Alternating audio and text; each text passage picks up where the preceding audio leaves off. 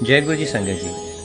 आज का सत्संग गुरु जी की कृपा से गुरु जी के बड़े मंदिर का निर्माण कैसे हुआ और उसको बनाने में उस टाइम कितनी कितनी दिक्कतें आई और गुरु जी ने उसे कैसे सॉल्व किया अपने वचनों द्वारा, अपनी महिमा द्वारा, अपनी कृपा द्वारा। तो आज इसी सत्संग को हम सुनेंगे गुरु जी की मेहर से। जय गुरु जी। तो जिस समय बड़े मंदिर की ज़मीन सबसे पहले खरीदी गई, अरिहंत वाले मिस्टर जैन साहब, उनकी ये ज़मीन थी। और जिस समय ज़मीन खरीद ली गई गुरु जी महाराज की कृपा से, और उस जगह को पहले, क्योंकि वहाँ पे बहुत पहाड़ी इलाका था, तो डायनामाइट से सारे पत्थरों को तोड़ा गया, प्लेन किया गया। प्लेन करने के बाद जिस समय अब बात आई पानी की, कि कंस्ट्रक्शन के लिए पानी चाहिए, तो रघुवीर अंकल ने वरुण अंकल को कहा कि आप मालवीय नगर से एक, जो उस टाइम की एक टेक्निक थी पानी ढूंढने की, तो उसको लेकर आए, डाउजर जिसे हम कहते हैं। तो एक टेक्निक है जिससे पानी को ढूंढा जाता है। तो पानी ढूंढने के लिए 3-4 घंटे लग गए और उस आदमी ने अपने पेंडुलम से काफ़ी कोशिश की लोकेट करने की कि पानी इस ज़मीन में है कि नहीं। एट द लास्ट पता लगा कि यहाँ पे पानी नहीं है।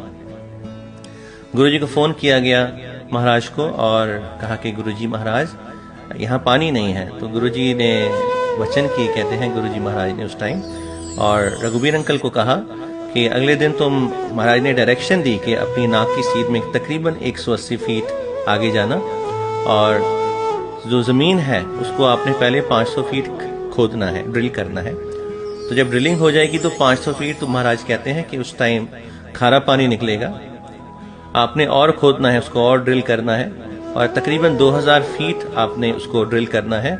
मैं यहाँ से गंगा को भेज रहा हूँ।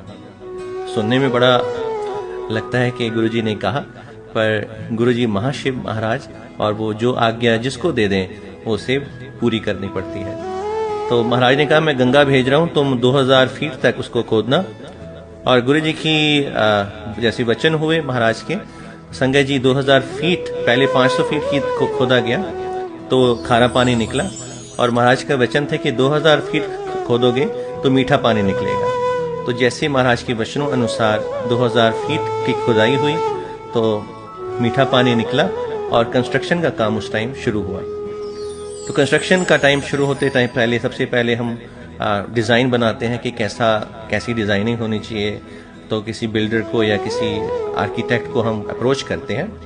तो उस टाइम के सबसे बड़े दिल्ली के जो आर्किटेक्ट साहब थे, Bhardwaj and Bhardwaj, VP uncle, उनके फादर साहब, तो उनको अप्रोच किया गया। उनको कहा गया कि गुरुजी ने एक डिज़ाइन जो महाराज ने उन्हें बताया कि ऐसे ऐसे मुझे स्ट्रक्चर चाहिए, गुरुजी महाराज ने कहा।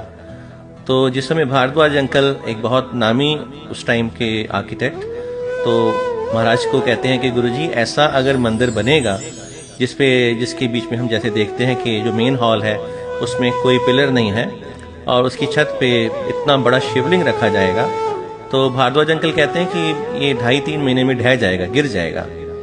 तो गुरुजी ने कहा नहीं, चाहिए तो ऐसा ही।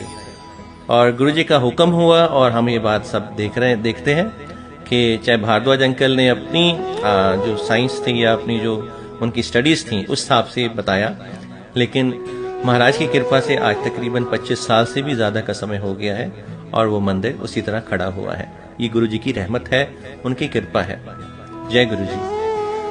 तो जिस समय गुरु महाराज की कृपा से वहाँ पे जो शिव जी की मूर्ति हम देखते हैं संगत जी, तो शिव जी की मूर्ति रखने के लिए भी जेसीबी वालों को बुलाया गया, और पहले दिन जब वो आए तो मूर्ति उनसे ना उठे, उनकी मशीन्स के द्वारा, बहुत हैवी थी। तो गुरुजी को फिर फ़ोन किया गया, महाराज उस समय भी जलंधर में थे।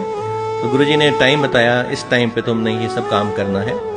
और अगले दिन फिर, थोड़े दिन बाद फिर जेसीबी वाले आए और उन्होंने अपनी मशीन्स के साथ, जिस समय गुरुजी ने, महाराज ने कहा था कि तुम ये इस टाइम पे तुमने करना है ये काम, और नीचे से मैं हाथ दे दूंगा। ये गुरुजी के वचन है कि नीचे थल्लों में सपोर्ट दे दूंगा, तुसी चुक लेना उन्होंने। तो जिस समय जेसीबी वालों को बुलाया गया और उन्होंने उस दिन उस मूर्ति को, जो शिव जी महाराज की मूर्ति है, उसे उठाया गया। तो लाइक ऐसे, जैसे हम कहते हैं कि ऐसे उठा लिया जैसे हम किसी रुई को उठा लेते हैं, विदाउट एनी एफर्ट्स। ऐसा कुछ उनको लगा ही नहीं। जो पहले दिन वो ट्राई करते करते थक गए, लेकिन वो उठ नहीं रही थी।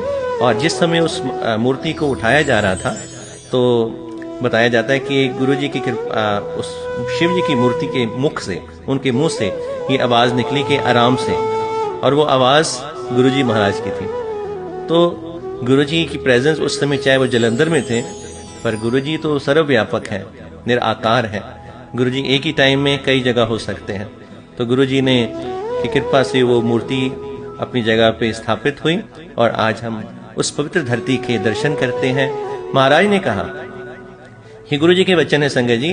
गुरु जी महाराज कहते हैं कि जो 12 ज्योतिर्लिंग की जो शक्ति है, जो ताकत है, मैंने इस मंदिर में रखी है। जो भी इसका दर्शन कर लेगा, जो इसके आसपास से भी गुजर जाएगा, गुरु जी ने ये भी यहाँ तक भी कहा था कि अगर 5 किलोमीटर की रेडियस में कोई यहाँ रहता होगा तो उसको कोई दुख तकलीफ, कोई परेशानी किसी तरह की नहीं होगी। तो ये गुरु महाराज के वचन है संगत जी, और जो इन वचनों पे फूल चढ़ाता है और गुरु जी के वचनों पर अपने जीवन को चलाता है संगत जी, तो गुरु महाराज की रहमत हमेशा मिलती है। तो शुक्राना सत्संग सुनने के लिए। कोई गलती होगी हो तो गुरु जी महाराज क्षमा करें। जय गुरु जी संगत जी।